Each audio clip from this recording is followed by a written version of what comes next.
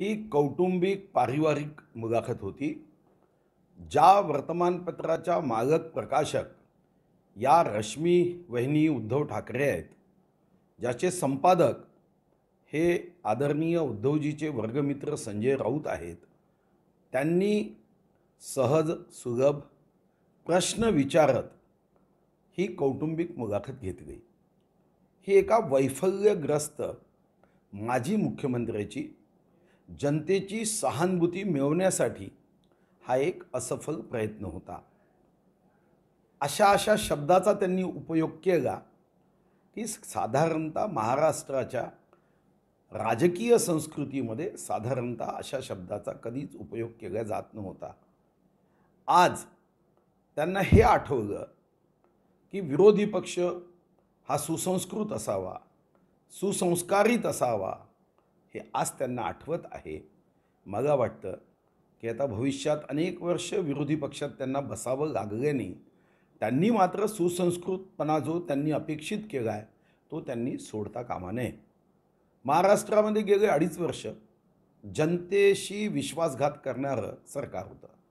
24 ऑक्टोंबर 2019ला जेव्हा मतदानामध्ये निकाल येत होते आणि हे लक्षात आलं की भारतीय जनता पार्टी स्वशक्तीवर सरकार बनवू शकत नाही, तेव्हा 4 वाजताचा महाराष्ट्राचा तो राजकीय अशुभ वेळ होती, जेव्हा माननीय उद्धवजीच्या मनात भारतीय जनता पार्टी शिवसेना युती सोडून खुर्चीचं प्रेम जागा झालं, हिंदुत्व सोडून राष्ट्रवादी आणि काँग्रेसची मैत्री करण्याचा भाव निर्माण झाला आणि त्यातून मग एक गोबेल्सच्या मार्गावर चालणारा नेता आपण बघितला. अमितभाईंच्या नावाने अमितभाईंनी मग 2.5 वर्षाचा शब्द दिला होता, असे एक असत्य कथन महाराष्ट्राची जनता एका नेत्याकडून ऐकत होती. आणि मग राष्ट्रवादी आणि काँग्रेससोबत जाऊन जनतेचाही विश्वासघात केला. खरं तर तुम्हाला राष्ट्रवादी काँग्रेससोबत जायचंच होतं, तर पुन्हा निवडणुका घ्यायच्या होत्या. आज जी अपेक्षा तुम्ही आपल्याच पक्षाच्या आमदारांकडून करतात. दुसरा प्रश्न उपस्थित होतो की वारंवार आपल्याच पक्षाच्या आमदारांना, जे आमदार एकदा नव्हे हजारदा सांगत आहेत की आम्ही शिवसेनेचेच आहोत, आम्ही स्वर्गीय हिंदुहृदय सम्राट बाळासाहेब ठाकरेंच्या विचारावर चालणारे कार्यकर्ते आहोत, त्यांचा विचार काँग्रेस आणि राष्ट्रवादीच्या चरणी तुम्ही गहाण ठेवला. सोनियाजींच्या समोर तुम्ही वागताना आम्हाला स्वर्गीय हिंदुहृदय सम्राट बाळासाहेब ठाकरे यांचा विचार कुठेतरी झुकत आहे असं वाटलं, म्हणून आम्ही शिवसेनेचा विचार जागा ठेवावा यासाठी हा झेंडा हाती घेतला. तुम्ही एकदा नव्हे अनेकदा सांगता की हे विकले गेले.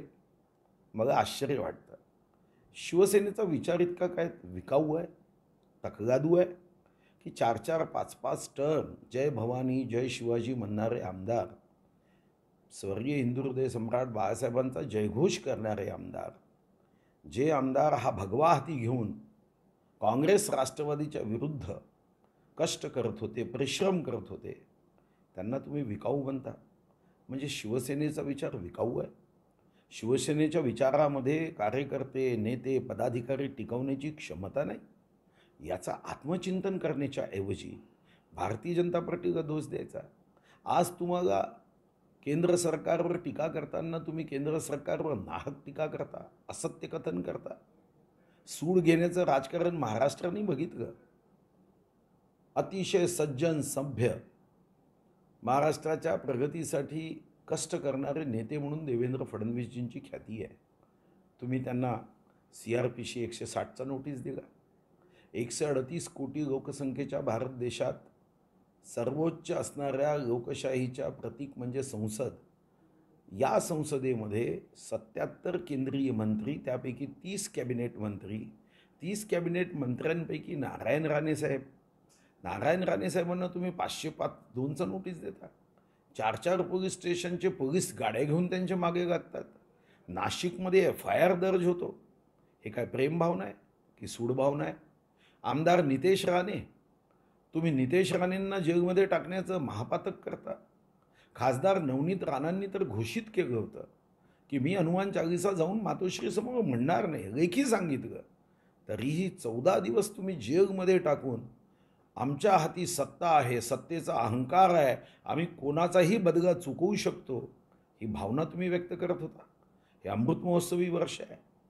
नेव्हीमधला एका उच्च पदावर काम करणारे एक आदरणीय अधिकारी, ज्यांनी आपल्या आयुष्याचे अनमोल क्षण हे भारत मातेच्या चरणी अर्पण केले, तुम्ही त्यांचे डोळे फोडता काय तर कॉमेंट केली म्हणून?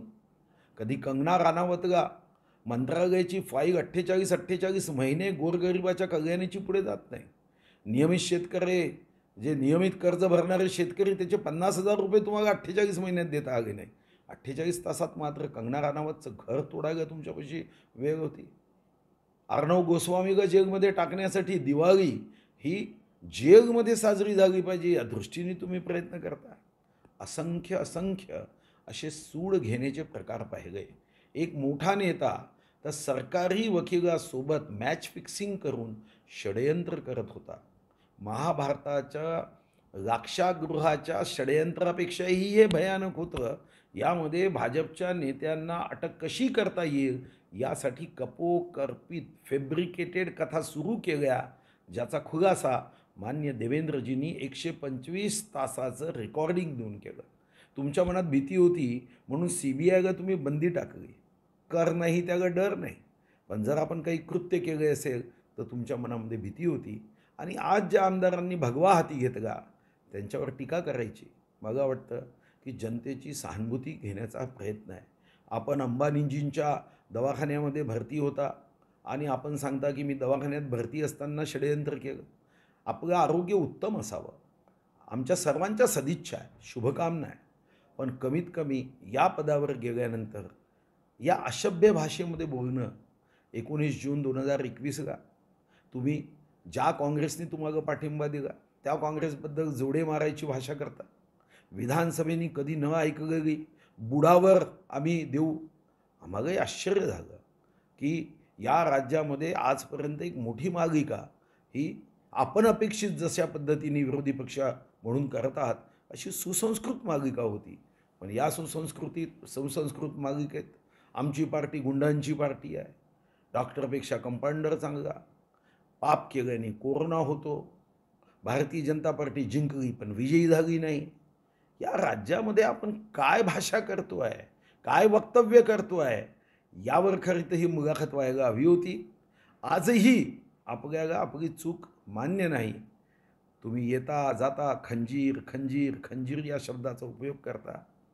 देव करो पुढचं बोधचिन्ह तुम्हाला खंजीरच प्राप्त हो.